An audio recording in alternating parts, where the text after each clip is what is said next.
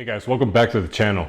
So I got another video for you on the F10, and this time it's all about thermal management. So I've already done a few steps at managing the heat that's built up under the engine bay. Number one, my MHD has an option to change the target coolant temperature, and from factory I believe that the DME kicks on the fan at 230 degrees Fahrenheit, which is ridiculously high.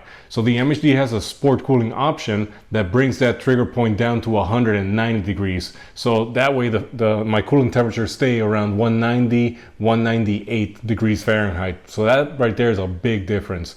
Number two, my Cadent RVG downpipe is wrapped in exhaust wrap. That cuts down on a lot of the radiating heat coming off of it, and it keeps it within the tubing. Number three, when I upgraded this turbo, I ordered it with a ceramic coating on both the turbine housing and the manifold. That's why you don't see it silvery, etc. on my pictures. You see it as this like matte black thing, and that is the ceramic coating. It is coated inside and out, and that is all meant to hold the heat inside. Obviously it still happens, but it's significantly less than an uncoated. And now here we are for the last step. I'm going to upgrade the heat shield on this engine. The one from BMW is pretty flimsy, and I think they could have done a better job with it. So what I did is that I went online and I ordered one from Midnight Motorsports, and this is their heat shield. It is significantly beefier than a factory one, much larger. It is sheet metal, but look at how thick the stock is. This is pretty solid right here. You do have the option to order one specifically for pneumatic wastegates, so you can still mount your boost control solenoid to it right here. So stick around, let me show you how easy it is to upgrade this. Okay, so just like the factory one, this heat shield is mounted by 4 Torx screws. You see the holes that are gonna be here, they match up exactly to what the factory ones are. And just so you guys know, my intent here is to not remove anything in the engine bay. I'm going to try to not remove anything just to see how easy it is. I am discovering this process just like you guys are, so as I discover, you guys will too, so stick around. By the way, if you guys enjoy this type of content, please give me a like, man. It lets me know that you guys are enjoying what I'm doing. So if you have any suggestions, put them on the comments, please. The 4 screws that mount the heat shield are T30.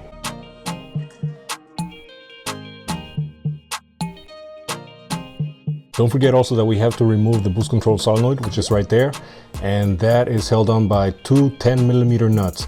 Get that off, and then it's a lot easier to get to the back mounting bolts for the heat shield.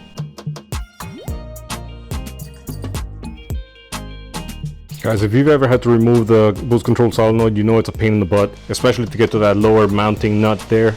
So I just want to show you guys how I get to it. And the top one, I just use a quarter drive with a 10mm short socket, and I can get to the top one, no problem with that. The bottom one, that's a little tricky, because for that one, I use the 10mm quarter drive socket with a 1/4 to 3/8 extension. That gives me the exact amount of length that I need to get the 3/8 drive in there. I can't do it with that one. I mean, this is the way that I'm able to do it with my tools. So hopefully that saves you guys some headache. With the boost control solenoid that sits here out of the way on the factory one, I can now access this one easily, and this one a little easier because I'll have to get my hand basically going this way.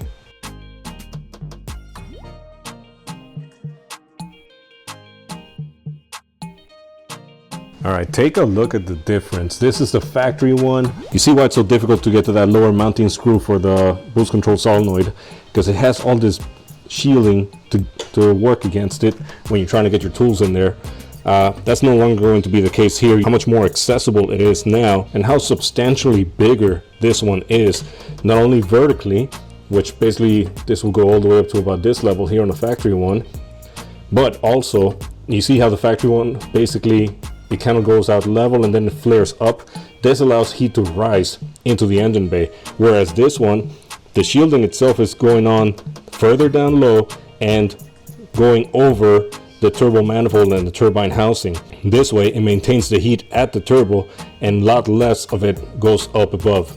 All right, so you guys saw that I was able to remove the factory heat shield without having to remove anything in the car, but I am concerned with the size of this one.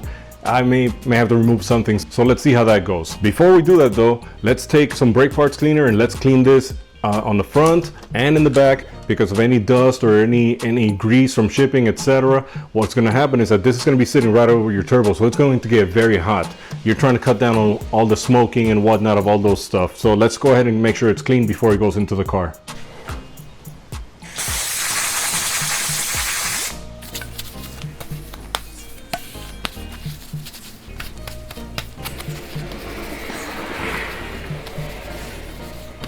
All right, let's see what we can do here.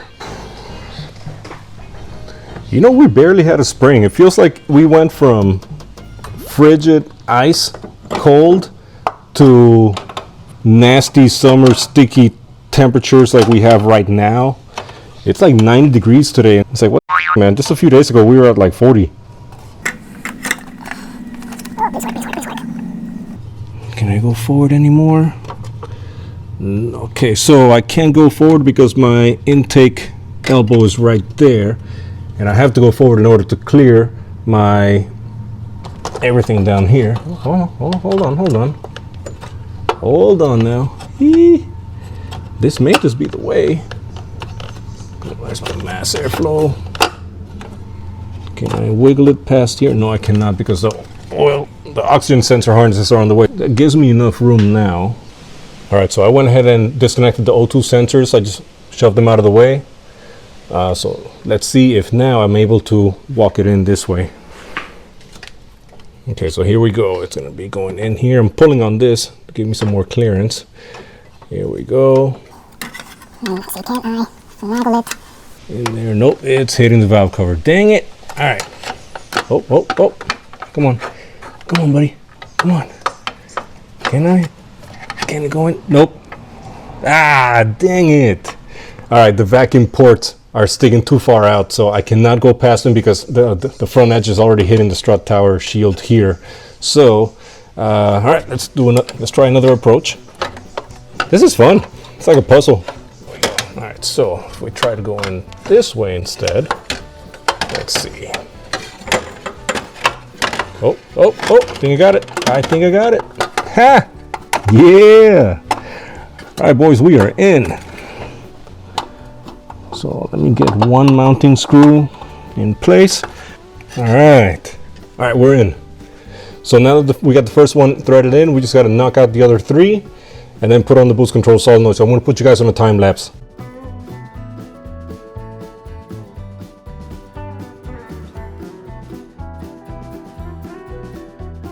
Anyway guys, the heat shield is on, so now let's just go ahead and reconnect the O2 sensors and install the boost control solenoid. All right, I'm bringing this back around. Oh wow, yeah, so much more space now. Wow, the fact that I can do this mostly by hand is great. All right, there's one. Oh boy. All right, how do we get to this one better? Maybe this way. Oh no. Well, do I have to have it? Yeah, I should have it. You know what, let me knock out these first before it gets too crowded here. This one here is the front one. And I just wanted to make sure that the harness for the front O2 sensor is nice and away from the heat shield, and it is. I got plenty of clearance. Put that bad boy back in place. There's my MAF harness, which I always tuck right behind here. If you guys haven't jumped on the Bimmerhaus intake bandwagon, I highly recommend you do. There's a reason that people are loving it. It's because it actually makes power, like dyno proven power. I should know because I was the prototype tester for the first prototype of it. And now he's just done more and more improvements to it. So I highly recommend it if you don't have one. Plus the sound is incredible. All we have left is the connector and this 10mm. Let's make sure we can. Man. I think that the stud was made longer than before, so now it's kind of difficult to get that bad boy in there.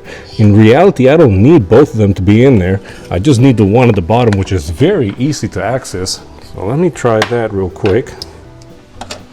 Okay. Yeah, that solenoid's not going anywhere. It is solid. All right, let's secure this bad boy now.